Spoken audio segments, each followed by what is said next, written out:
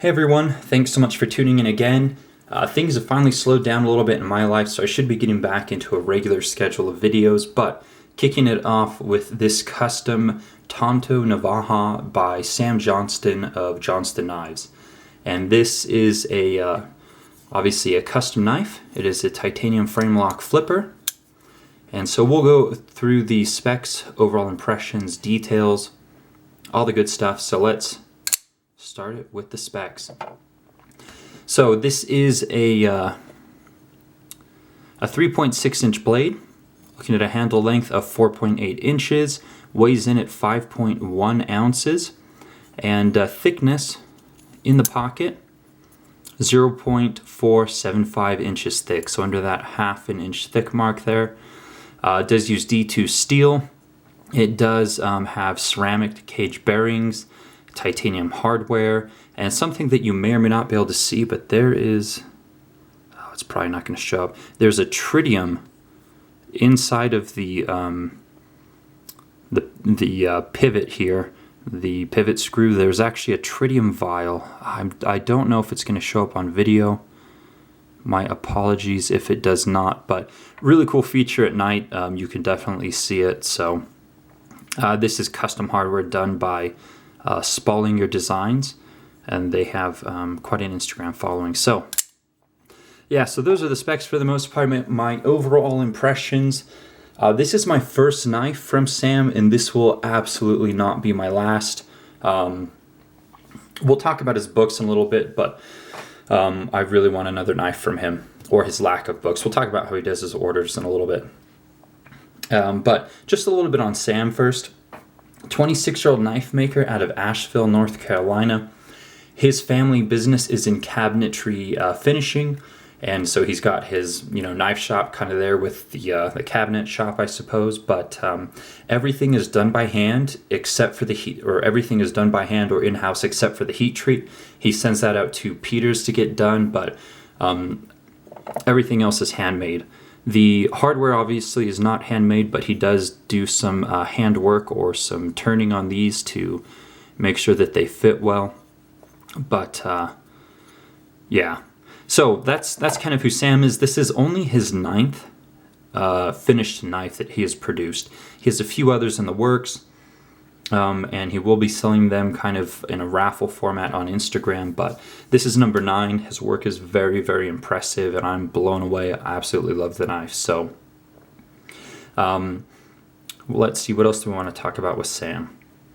So everything is done in-house. This particular one, he did what was called a carburize on the titanium lock face, which is basically he heats it up to kind of harden it a little bit. I guess it's what's done similar to Chris Reeve knives on the Sabenza, but he just got a carbonizer, so his new knives will be carbonized. He's changed the lock geometry a little bit. But let's get down to the details then, since I've explained a little bit about Sam. I'll put his Instagram link in the description below, but that is probably the only place to follow him right now, and certainly the best place to do so, especially if you're interested in acquiring one of his knives. So yeah, so D2 steel.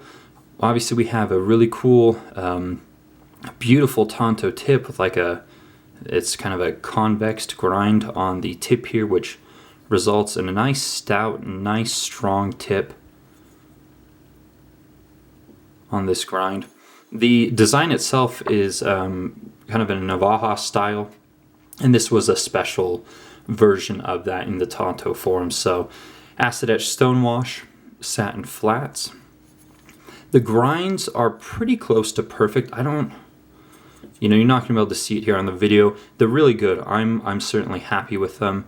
Are they like identical from side to side? Probably not, but it is a handmade knife, so that's just kind of goes with the territory. So no qualms, no complaints whatsoever. It does have a usable choil here, so you can choke up on the knife.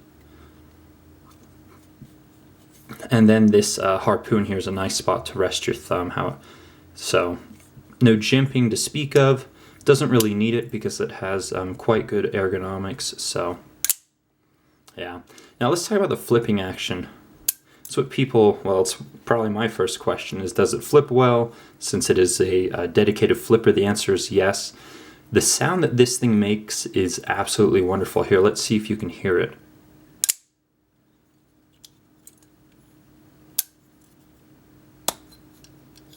Oops.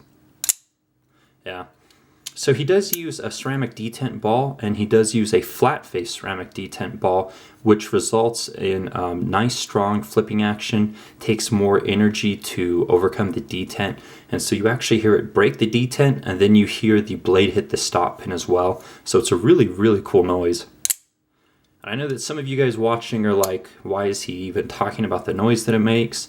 And when you are a knife enthusiast and you really spend your time kind of going over and nitpicking knives, which is what you do with reviews and so forth, the little things make a difference, and that's just one of those little things that kind of makes it cool or unique, is the sound that it makes. So anyhow, so the blade, man, I always seem to mess up the deployments on video.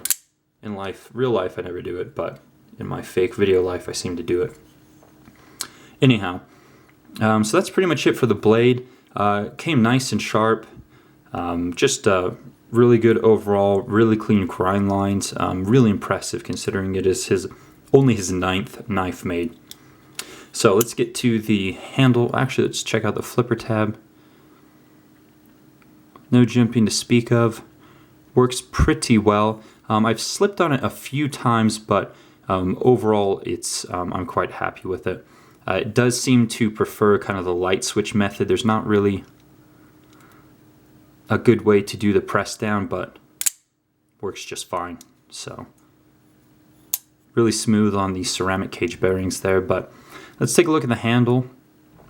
First of which is that awesome custom pivot from Spallinger Designs. Just beautiful hardware, beautiful machining. And then the other really cool thing too is that the screws actually match. So the pocket clip screw matches the pivot, and then the standoff screw also matches the pivot. Nice standoff, clean flow through design, all really cool. The handles are kind of I believe a bead blast or media blast with a bronze anodization. Really cool unique hole pattern. 3D sculpted clip, which also has a hole to tie it in with the rest of the handles. So yeah, lots of nice work on the titanium. Look at all those different faces that he has grinded in there.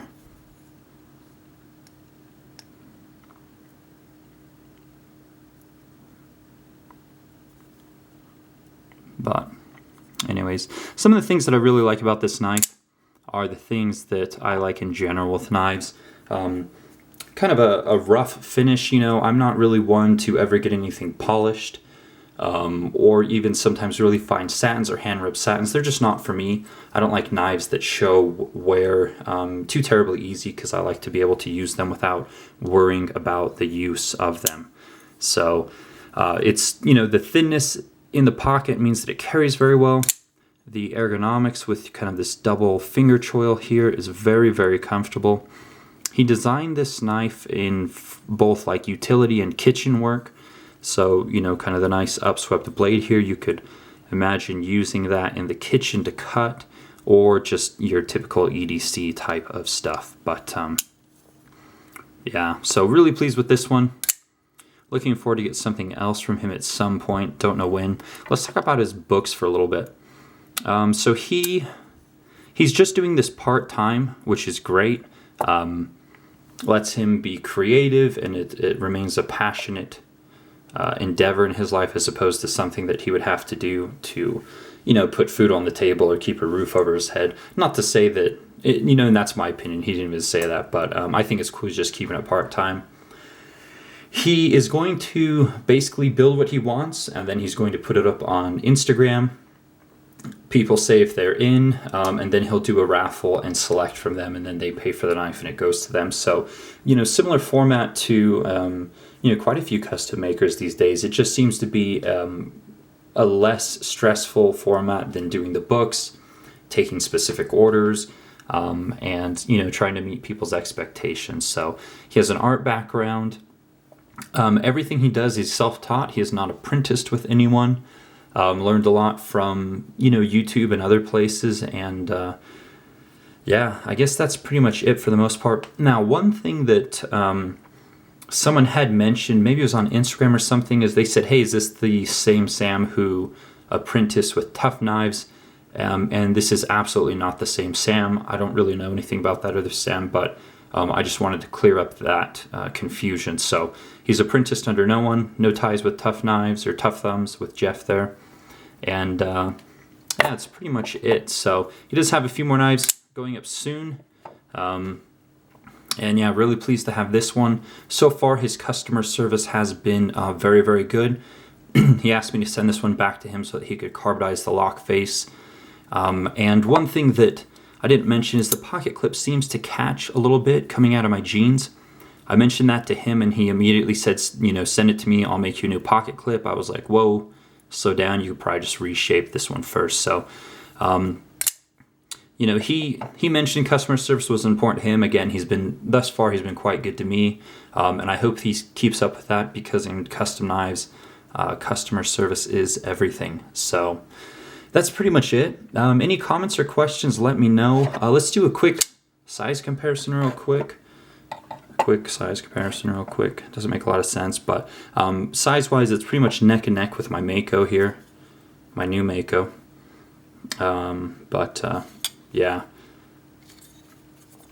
So, anyways, yeah, we'll call it good there. Comments, questions, let me know. As always, thanks for watching. You can always follow me under Instagram, and be sure to give Sam a follow on Instagram if you guys are on there. So, until the next one, should be coming soon. Take care.